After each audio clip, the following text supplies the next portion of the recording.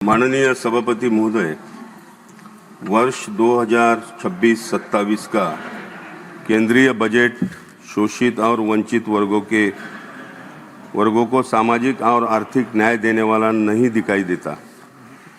चाहे केंद्र का हो चाहे राज्य का हो, ग्राम पंचायत से लेकर जिला परिषद तक हो, नगर पालिका से लेकर महानगर पालिका तक या जिला वार्षिक बजट ही क्यों न हो, हर बजट के पीछे एक निश्चित उद्देश्य होता है।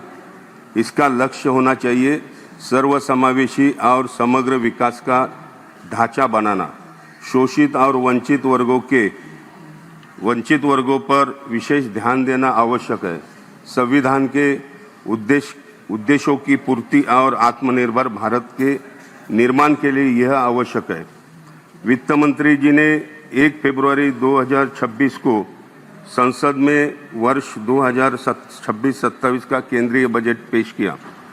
बजट का पारंपरिक नारा होता है सबका साथ, सबका विकास, सबका प्रयास, परंतु व्यवहार में ये बजट से ऐसा परिलक्षित नहीं होता। इस वर्ष का नारा रखा गया है आत्मनिर्भर भारत, विकसित भारत 2047।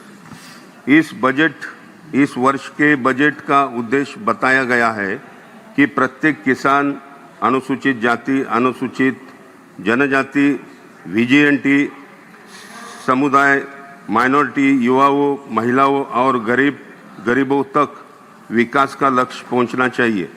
बजट भाषण में गरीब, शोषित और वंचितों पर विशेष ध्यान देने के संदर्भ में 3 प्रमुख कर्तव्य बताए गए। कुल मिलाकर जनता की अपेक्षाएं पूरी करना, लोगों की क्षमता बढ़ाना, समृद्धि की ओर अग्रसर करना और देश की संपत्ति में सबका समान भागीदारी सुनिश्चित करना, यह इस बजट के मुख्य सूत्र बताए गए। कोई भी बजट तभी अच्छा माना जाता है जब वह शोषित, वंचित, बहुजन, अल्पसंख्यक, महिलाएं, बच्चे, किसान, श्रमिक, मजदूर और गरीबों के लिए उनकी वास्तविक आवश्यकता के अनुसार नई योजनाएं लाए, पर्याप्त प्रावधान करें और उनका ईमानदारी से इम्प्लीमेंट सुनिश्चित करें।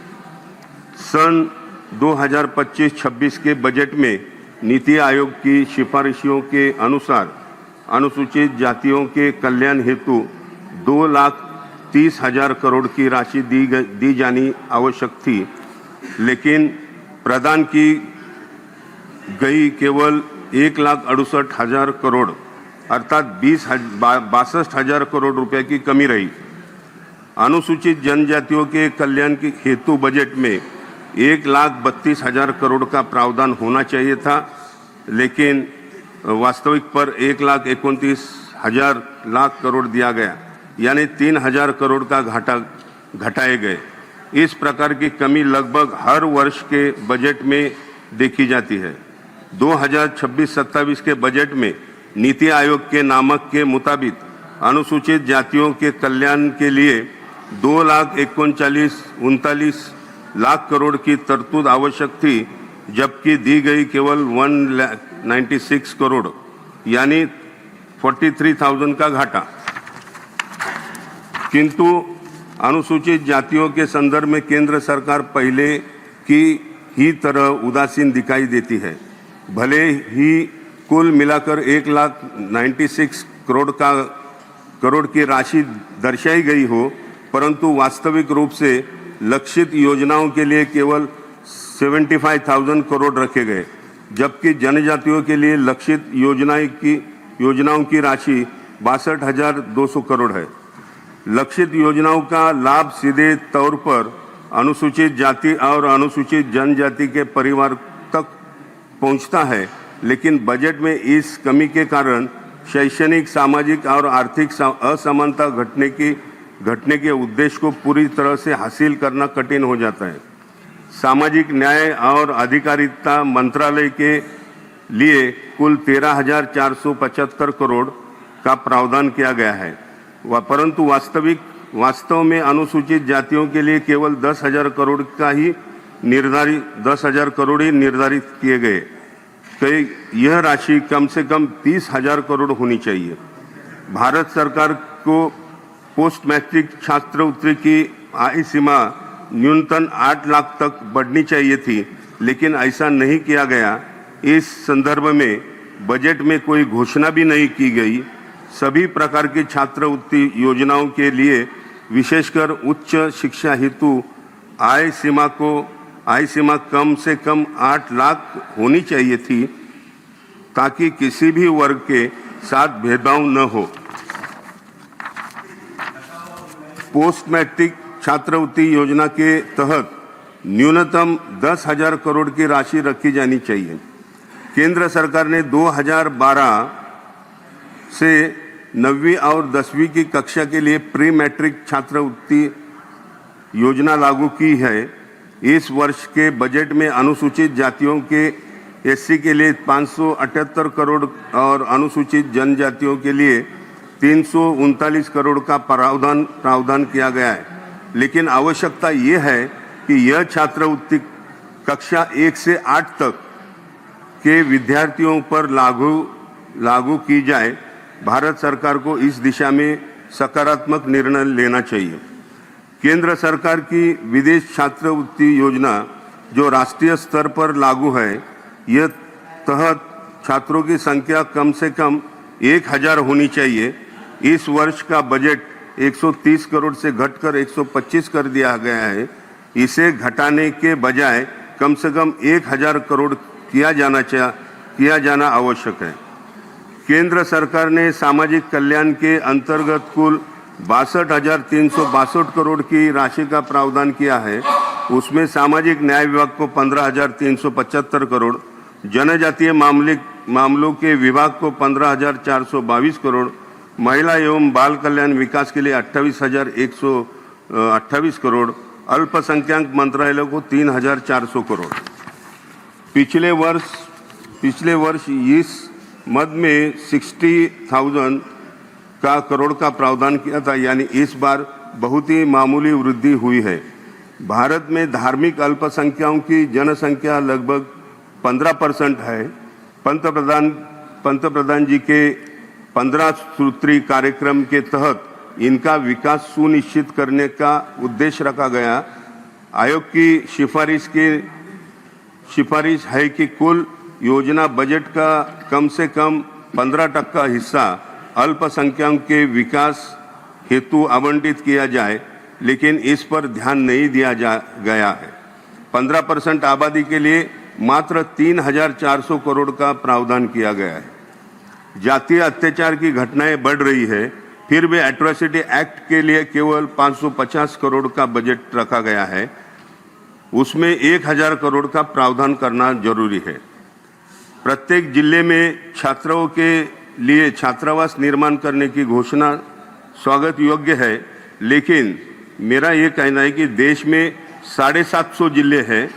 गर्ल्स के लिए 750 हॉस्टल और बॉयज़ के लिए 750 हॉस्टल, कुल मिलाकर 1500 हॉस्टल 5 दिन के एक योजनाबद्ध कार्यक्रम करके 1500 हॉस्टल बनाने की आवश्यकता है।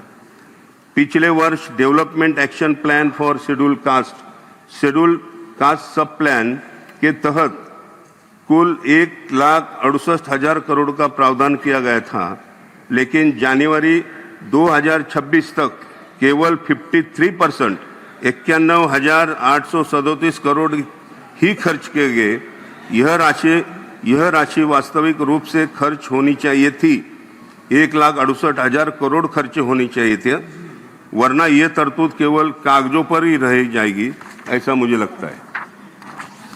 हमारी नेता स्वर्गीय इंदिरा जी गांधी और हमारे नेता स्वर्गीय मनमोहन सिंह साहब ने SC/ST विकास के लिए अपने अपने तौर पर एक निर्णायक भूमिका ली थी, और उस निर्णायक भूमिका के वजह से SC/ST के प्रगति के लिए बहुत ही उसका योगदान रहा है। तो मैं ये कहना चाहता हूँ कि 2015-16 से लेके 25-26 तक के बीच केंद्र सरकार ने अनुसूचित जातियों के लिए SC/ST के तहत जनसंख्या अनुपात के अनुसार जो बजट देना था 2015-16 से 2025-26 मतलब 10 साल में, उसमें 5,52,000 करोड़ की कमी रही। अगर यह राशि ईमानदारी के साथ दी जाती तो यह समाज के लिए एक हक का पैसा था जो छीन लिया गया। इस वर्ष के बजट में भी उसकी भरपाई नहीं की गई है। आदिवासी ट्राइबल सब प्लान के लिए 2015 से 2025-26 तक के बजट के कुल 1,41,000 करोड़ की कमी रही। मतलब एसटी के लिए भी ये प्लान में कमी रहेगी। अनुसूचित जाति और अनुसूचित जनजाति दोनों को मिलाकर पिछले 2 कार्यकालों में सरकार ने एससी, एसपी और टीएसपी योजना के अंतर्गत लगभग 6,93,000 करोड़ कम आवंटित किए गए। यह राशि अत्यंत बड़ी है। यदि ये धनराशि समय पर और पूरी तरह से दी जाती तो शैक्षणिक, सामाजिक और आर्थिक विकास को उल्लेखनीय गति मिलती और संविधान के उद्देश्यों की पूर्ति में मदद मिलती। डीएपीएससी और अर्थात एससी, एसपी का उद्देश्य यही है कि अनुसूचित जातियों और अनुसूचित जनजातियों के कल्याण के लिए बजट आबादी के अनुपात में तय किया जाए। यह निधि न तो ट्रांसफर की जा सकती है, न ही लैप्स की जा सकती है। ये सीधे अनुसूचित जाति जनजाति के उत्थान के लिए होती है। फिर भी 10 साल के हिसाब में देखा जाएगा तो 6,93,000 करोड़ की कमी बहुत ही महसूस होती है। सरकार ने एससी और एसटी को कुल मिलाकर 6,93,000 करोड़ का प्रावधान नहीं किया। इतना बड़ा अंतराल आखिर क्यों? यह अनुसूचित जाति जनजाति वर्गों के साथ अन्याय है। क्या यह सरकार की जानबूझकर की गई नीति थी या प्रश्न जनता के बीच में है? प्रश्न जनता के बीच में है। इस पर सरकार को स्पष्ट जवाब देना चाहिए और यह बताना चाहिए कि आप अपने ही बनाए नीति निर्देशों को वह सही ढंग से लागू क्यों नहीं कर पा रहे हैं। इसी पर सरकार को श्वेत पत्रिका, व्हाइट पेपर जारी करना चाहिए। आत्मनिर्भर भारत, विकसित भारत 2047 के सपने को साकार करने के लिए आवश्यक है कि सरकार एससी, एसटी, ओबीसी, वीजेएनटी, एसबीसी और ईबीसी और अल्पसंख्यक वर्गों पर विशेष ध्यान दे। परंतु हर बजट में यही देखा जाता है कि इन वर्गों के लिए कोई विशेष या नई योजनाएं नहीं आती। केवल नाम मात्र की उद्धियाँ दिखा दी जाती है और संशोधित बजट रिवाइज एस्टिमेट्स में वह राशियां बाद में घटा दी जाती है। ओबीसी वर्ग की जनसंख्या लगभग 52% बताई जाती है। यदि जातीय जनगणना कराई जाए तो वास्तविक आंकड़ा ज्ञात होगा। वर्तमान में ओबीसी संबंधी विषय सामाजिक न्याय और अधिकारी मंत्रालय के अधीन है, परंतु केंद्र सरकार के स्तर पर इनके लिए एक स्वतंत्र मंत्रालय बनाना चाहिए, ये मेरी मांग है। इस सब के आधार पर कहा जा सकता है कि वर्ष 2026-27 का बजट सामाजिक न्याय संगत नहीं है। यह शोषित और वंचित वर्गों को अधिक निराशा देने वाला बजट है। यदि शासन संविधान के मूल सिद्धांतों के अनुसार कार्य नहीं करता तो गंभीर प्रश्न उठना स्वाभाविक है। आज देश की स्थिति उसी दिशा में जाती दिख रही है। सरकार और प्रशासन को यह ध्यान में रखना होगा कि शोषित वंचित वर्गों का कल्याण हुए बिना देश का विकास असंभव है। सच्चे अर्थों में आत्मनिर्भर और विकसित भारत तभी बन सकता है जब असमानता मिटे, भ्रष्टाचार पर नियंत्रण आए और सामाजिक न्याय को सर्वोच्च स्थान दिया जाएगा। बजट में ये स्पष्ट संकल्प दिखाई देना चाहिए, ये मेरी मांग है। धन्यवाद। जय भीम।